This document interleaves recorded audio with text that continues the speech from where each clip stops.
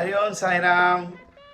எல்லாருக்கும் இனிய காலை வணக்கம். இன்றைக்கி அமாவாசை, நல்ல நாள், நல்ல நேரங்கள் இருக்கும்போதே எல்லாத்தையும் நம்ம ஒரு முடிவெடுங்க.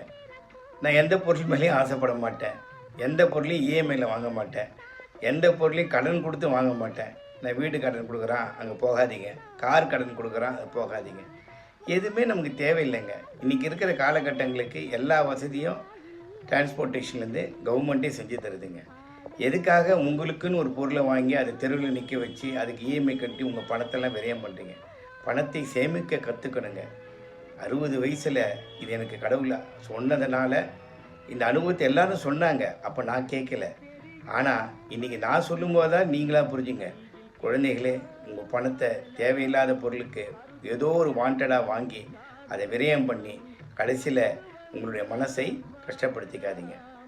சாய்ராம், சாய்ராம், சாய்ராம்.